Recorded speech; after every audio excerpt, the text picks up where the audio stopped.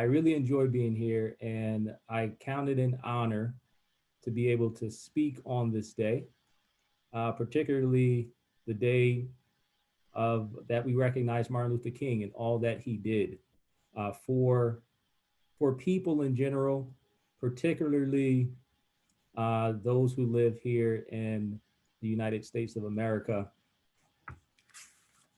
A fun fact about myself, I actually attended an elementary school, and guess what the name of it was? Martin Luther King Jr. School. Little did I know that I would be speaking to honor him on this day. And again, I count it a privilege to be able to say a few comments in regards to Reverend Dr. Martin Luther King Jr. And so I'm going to be looking at some of my notes. Last year, I spoke on People's Day, and I talked about Martin and Malcolm and how they had different ways of approaching civil rights. Malcolm was a Black nationalist, and Martin was a integrationist. And I spoke with Rashad Pearson, and I'm going to talk a bit about Martin and how he came to develop the philosophy that he developed, which is the nonviolent protests, the sit-ins. You all are familiar with this, I'm quite sure. But I just want to talk about him and how he became the man that he was. And I personally believe that we all live on after we die. So I'll say the man that he is. Okay. So Martin, he was born in Atlanta, Georgia.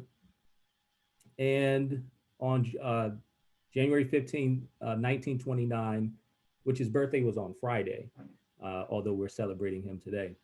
And he was born, he was the second child, the first son of his mother, and her name was Alberta Williams, and MLK Sr. And he was born into a middle-class family. Some people don't know that Christianity in the life of Dr. Martin Luther King Jr. was something that was very, very important. His maternal grandfather was a Baptist minister. And of course, Martin Luther King Sr. was also a minister. And they were very prominent ministers as well in Atlanta at the time. And if you all know, the church was a very, very important aspect in the lives of African Americans. So I'm going to use the terms African Americans, and I'm also going to use Blacks. For my Caucasian brothers and sisters, I'm going to say white. I personally think the terms are not completely accurate because I haven't seen any person that looks this color, and neither have I seen anyone who has looked the color of this, black. So, but I'm going to use those terms, I just want to, add some definitions to that. When Dr. Martin Luther King, when he attended Morehouse is where he attended for undergraduate school. He and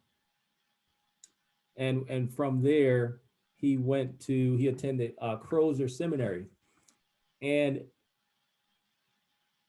there were some stereotypes back then, right, about Black folks. Nod your head if you know some of those stereotypes. Okay, can someone mention one of those stereotypes about Black folks? So one of the stereotypes was that Black folks like watermelons.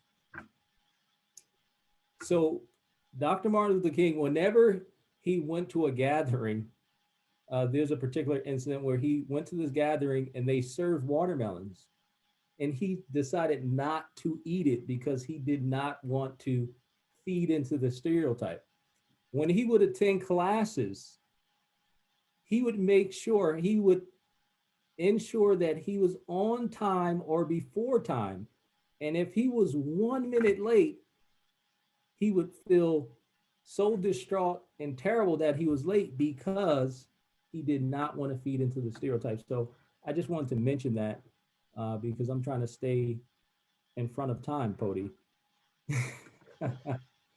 So getting back to Martin, Dr. Martin Luther King, it's very difficult to talk about Martin Luther King Jr. without talking about his mother Alberta and his father MLK Sr.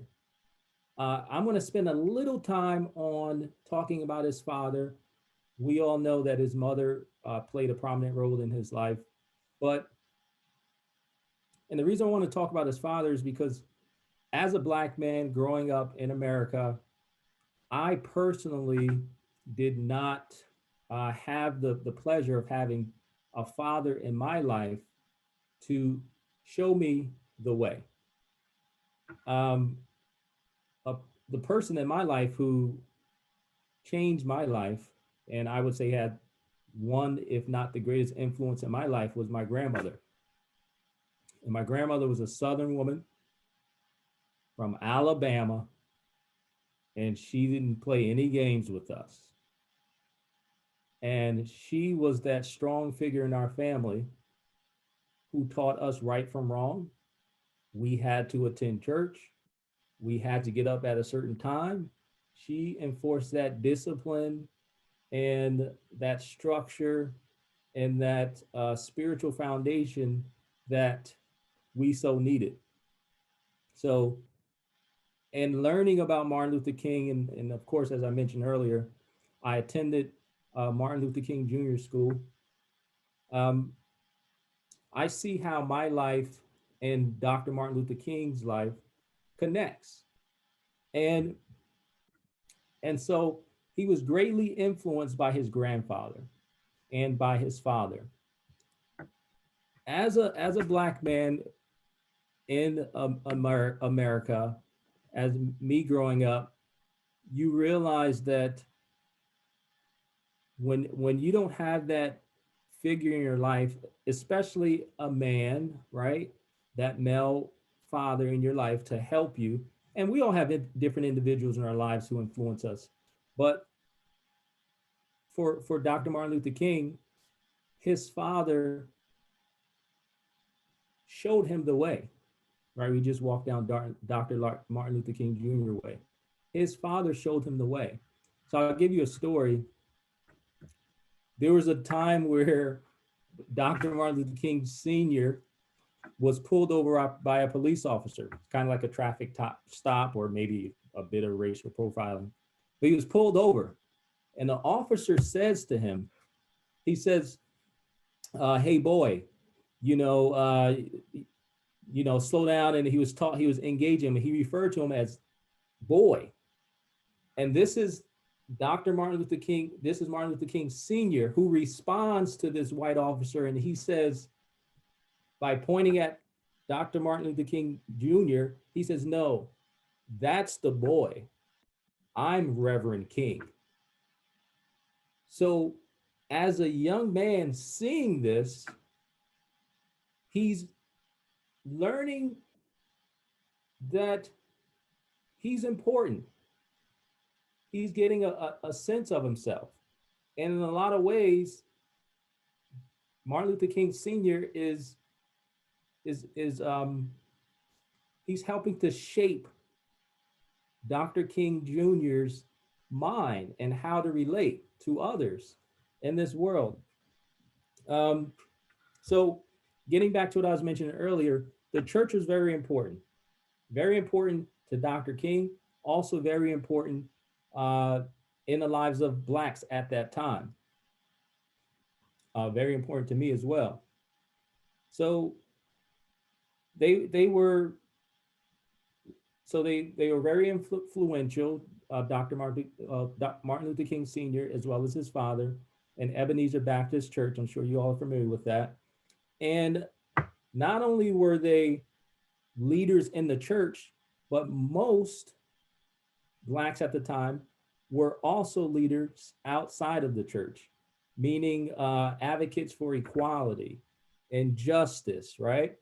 And some of those names, you know, those civil rights leaders, Jesse Jackson is one, the late John Lewis is another, and so many others. But not only were they leaders in the church, were also in the community. And one of the things that Dr. Martin Luther King Jr. believed is that as an integrationist, he felt that if he can garner the support and generosity of the ruling white class or the ruling elites, that that would help to spur and to bring on equality, right? Um, which, as I mentioned earlier, is different from Malcolm's stance, right? So, and so he resisted the inequalities that was taking place during that time, and similar to the prophets of the Old Testament, right? If you all are familiar with the Bible, Elijah, Elisha, uh, Ezekiel. I mean, you can go on and on with the various prophets who resisted injustice, right? Inequality, unfairness, and so on and so forth. Um, so some of the things that helped Dr. Martin Luther King to get ahead was his belief in faith, right? Justice, hope, love, and obedience. He felt that if he demonstrated these things, that eventually it would prick the minds of the ruling whites at the time or those elites that would eventually cause um, this sense of equality to take place and to flourish. Um, but as a young man, Dr. Martin Luther King, he he had trouble with not hating whites. I know when we think about Martin Luther King now, we look at him as a person who loved everyone and he was there for everyone and he was an advocate not only for blacks but for the entire nation and things like that and for equality and but he didn't always feel this way. He did not always feel this way. And when you read about him, you'll understand that he had a few encounters that really caused him to struggle with the idea of loving people who hate you. And I don't think that, or who hated him because of his skin color. When we think about the "I Have a Dream" speech, we hear that he didn't want to judge. He says, "No one should judge you by the contents of your no one should judge you by the color of your skin, but by the contents of your character." Right? Prior to that, Martin struggled, and honestly, I would say, if he were not a Christian, we probably wouldn't be sitting here today honoring him because he struggled with his faith and with experience and how those things had come to a head. I'll share a story with you. So when Martin was in the school, I believe this took place when he was at Crozer Seminary in Pennsylvania. He actually had a gun pulled out on him. And this student was looking to kill him. And the way they recall this is that he was very calm and he dealt with the situation in a very peaceful way. As we know, he didn't die at that time. And he really battled and struggled with trying to love people who hated him. But what he also experienced, so that they actually sued this guy or filed a lawsuit against him. Nothing came of it because those who were witnesses who were white did not you know, they didn't testify on anything. But Mount Martin's mind shifted when he attended Crozer Seminary, similar to my mind when it shifted, and when he began to collaborate with whites or Caucasians at the time, and realized that not everyone felt that way. You know, not all whites felt the same way. And again, this is Pennsylvania. So we're not talking about in the Dixie South, right? Atlanta, Georgia, it was a different experience in the South than there was in the North. In the North, he was able to experience this freedom that he had not experienced, um, at least the overt racism. And yes, he did have the incident there with the student, but he also found that in that time, he was able to connect and collaborate and to work along with his white brothers and sisters. And what we found is that after he graduated, he actually went on to Boston University for his doctorate. And he was first off, I would say is that he was a very smart man. He was a brilliant man. So brilliant that he was skipped twice. He started undergraduate school at the age of 15, which is very significant there. I mean, he started school, college at 15 years old. Amazing. So he was ahead of his time.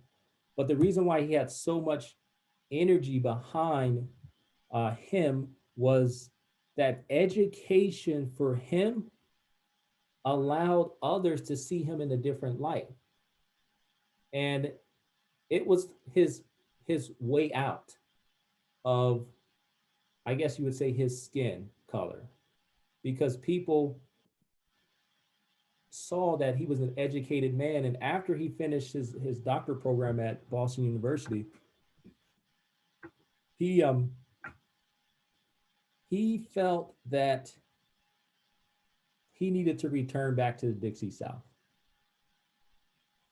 and to take what he experienced in the North and bring it back down south.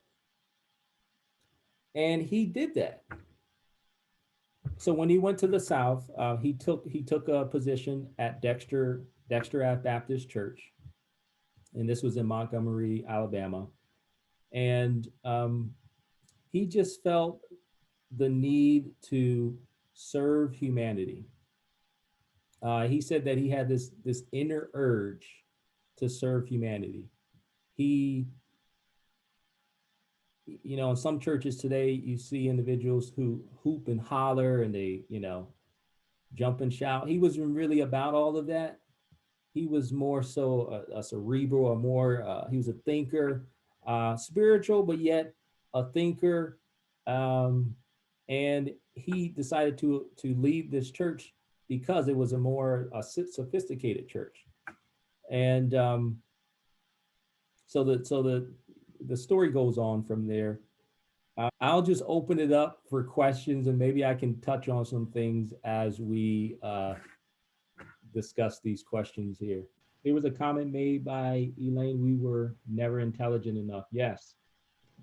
Yes, that was a pervasive view that we weren't intelligent enough. And Dr. Martin Luther King, he fought against that, and he proved that he was just as he was equal. He was just as equal as any other man, and that was the fire behind him, is to prove that. And his parents also educated him and his siblings in the same, that they were just as equal. You did not need to feel on that was a huge thing. And and just thinking back, so if we wind back time, one of the things that Dr. Martin Luther King struggled with was Jim Crow, these Jim Crow laws that were in place.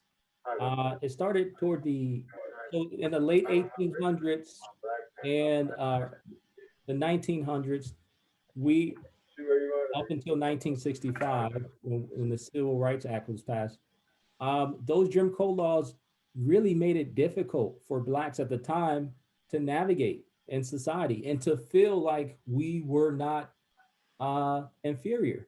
I mean, you couldn't use the same water fountains. You all know this. You couldn't go to the same bathrooms. You couldn't do a lot of these things, and um, you had to sit back of the bus and just all these things that it it reaffirmed the fact that you were inferior. But with the church, again, it helped him to feel like he was valuable. He was important. Um, I actually had something here that I wanted to share with you also. The historian Carter G. Woodson, he actually has a book. It's really old, The Miseducation of the Negro. But he says, and also Martin Luther King Sr., he says, if you can control a man's thinking, you do not have to worry about his action. When you determine what a man shall think, you do not have to concern yourself about what he will do. If you make a man feel inferior, you do not have to compel him to accept an inferior status, for he will seek it himself. If you make a man think he is justly an outcast, you do not have to order him to the back door. He will go without being told. And if there is no back door, his very nature will demand one. And that's not only for Blacks, that's for everyone. So I agree, Elaine, there, that the idea that Blacks were not intelligent enough was something that was very widespread during that time.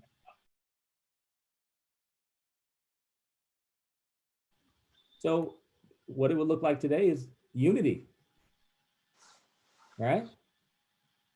The power of unity, coming together. We know in the political climate now, things are crazy, you know? It's almost like we're a divided nation.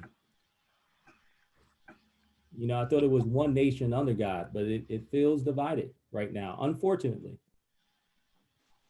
And in some way, shape, or form, we need to come together. And so looking at what that may look like for us, if we come together, we're stronger together than apart. When we're divided, we're conquered easily. I'm a dad, and my kids are on the call here, and whenever I want to maintain my authority, sometimes I have to divide them. I say, hey, you go to that room and you go to that room. And but when they're together and they're standing in unity, it's difficult to break that to break that position. So today, what it would look like is us coming together as one nation, and also being careful to judge, because if Dr. Martin Luther King can overcome the challenges that he overcame back then, with the gun being pulled out on him, with when he was 8 years old, he was in a store, he accidentally stepped on a woman's foot. You want to know what she did in response? She smacked him. A white lady smacked him, an 8-year-old child. So if he can overcome all of these different things, and there's so many stories, and we all know the history, right? And we can do the same. We may feel like we dislike or hate another person, but we can never overcome hatred with hatred. We have to overcome hatred with love. Okay, Obie? Yes, Miss Grace? You hear me? Right. Well, My thoughts on Dr. Martin Luther King is an all African proverb. If you teach a man to fish, he can fish and he will survive for the remainder of his life. But if you keep giving a man a fish every day, he will just sit down and depend on that fish. So he used education as a way for people to take themselves out of their poverty and their misery. And Jim Crow took it away from them, and he was brave enough to stand up to it because he had his education. It was given to him, and that is one of the basic concepts of life. If you educate your children properly, you take them away from misery because they're able to go out and become good citizens in the kingdom and do good. So that's my thought on Dr. King. He was a very wise man. I agree. Yes, Miss Grace, I totally agree with that. Yes, let's give her a heart. Let's shoot her a heart, everyone. Yes. I agree. Education. Oh man, education is it means so much. I mean, it's very, very important. Without education, what are you able to do? Uh, and it's also not it's not only education, but it's active education. You got to activate it and get involved. Get involved in your community. Be the change you want to see out in the world, right? That's one of the reasons why I decided to run for school board. I wanted other individuals to see, you know, men leading, just men in general. Our women are doing great. Our women are they're doing great. But for me, it was as a man, a black man, leading in a community. My school board has had a very few black folks serve on the school board, and I don't think we have yet ever had a black school board chair.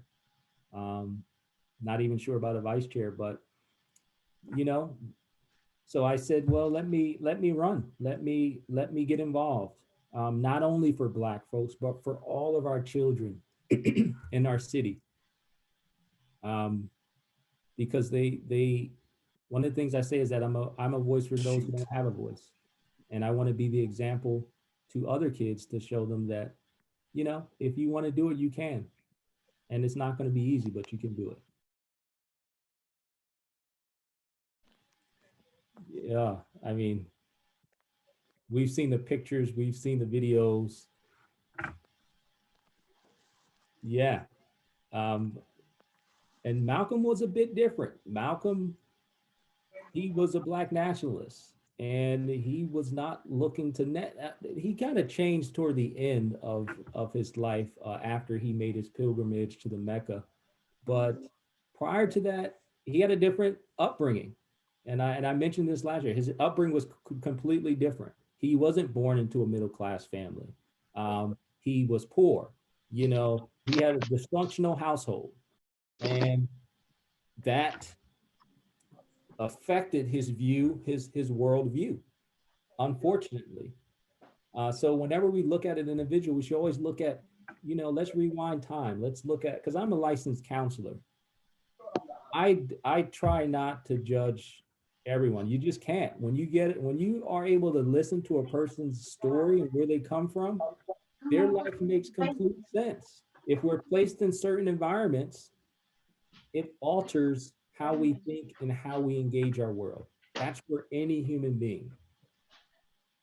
And it's clear in the life, Malcolm and Martin, and so many others, Frederick Douglass. I mean, I can go on and on.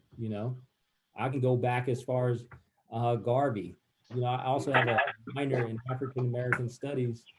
And when I was in undergraduate school, those are some of the things that we learned. We learned about our history and why we are the way that we are. And as Miss Grace mentioned, education helps to change those things. And also experiences with other individuals who do not look like. And when I was in undergraduate school, I engaged the entire world. I mean, from Asians to whites to blacks, Hispanics, I mean, you name it. And I have friends all over the world as a result. So I'm a strong advocate for education.